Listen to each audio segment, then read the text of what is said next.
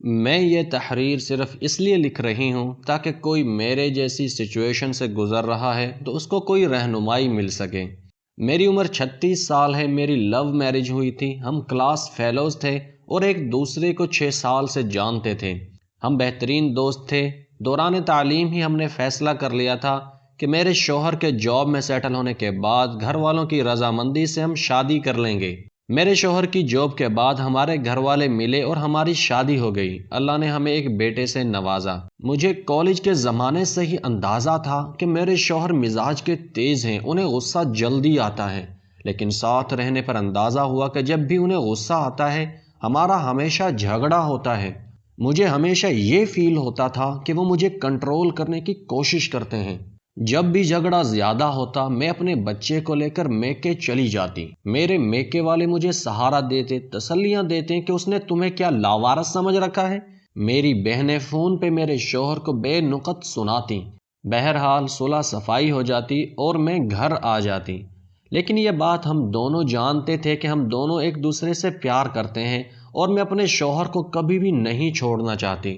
لیکن ہر جھگڑے کے دوران انہیں یہ ضرور کہتی کہ اگر مجھے چھوڑنا ہے تو چھوڑ دیں۔ مجھے علم ہے کہ یہ سب میں صرف اپنی انا کو بلند رکھنے کے لیے کہتی تھی۔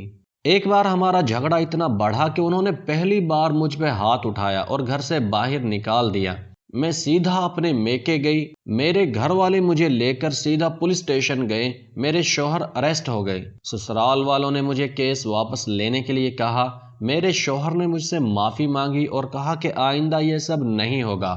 میں نے کیس واپس لے لیا اور واپس اپنے گھر چلی گئی۔ 3 ماہ بعد ہمارا پھر سے جھگڑا ہوا اور میں ہمیشہ کی طرح بچہ اٹھا کر اپنے میکے چلی آئی۔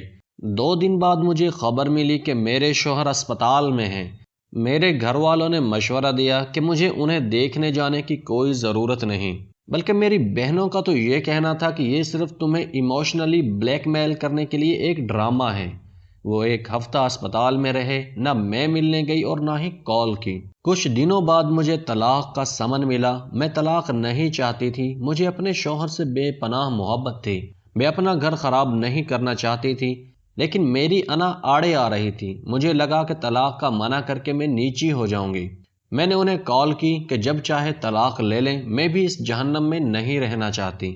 کورٹ میں ہمارا کیس آسانی سے نمٹ گیا۔ میرے شوہر نے میری ساری ڈیمانڈز، بچے کی کسٹڈی اور خرچہ دینا قبول کر لیا۔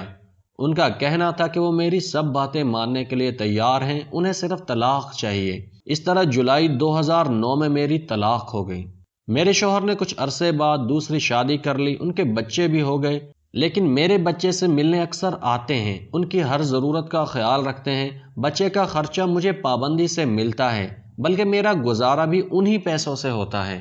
میں اپنے بچے کے ساتھ میکے میں رہتی ہوں۔ میرے تمام بہن بھائی اپنی اپنی زندگی میں خوش ہیں۔ میری وہ بہنیں جو خود فون کر کے میرے شوہر کو باتیں سنایا کرتی تھیں، وہ اب مجھے مورد الزام ٹھہراتی ہیں۔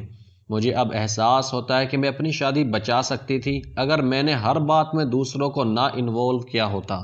کبھی کبھی ہمارے خیر خواہ ہی ہمیں ڈبوتے ہیں۔ میں ابھی بھی یہ نہیں کہہ رہی کہ میرے شوہر یا میری غلطی نہیں تھی، لیکن ہمارے جھگڑے اتنے بڑے نہیں تھے جن کی وجہ سے طلاق لی جاتی۔ یہ میری درخواست ہے سارے کپل سے کہ جہاں تک ہو سکے اپنے معاملے خود نمٹائیں۔ آپ کا خود سے بڑھ کر کوئی خیر خواہ نہیں ہے۔ دوستو، آج کی یہ ویڈیو یہیں تک تھی۔ اگر ویڈیو پسند آئی ہے تو اسے لائک، چینل کو سبسکرائب ضرور کر دینا۔ ملتے ہیں اگلی ویڈیو میں، تب تک کے لیے اجازت دیجیے۔ اللہ حافظ۔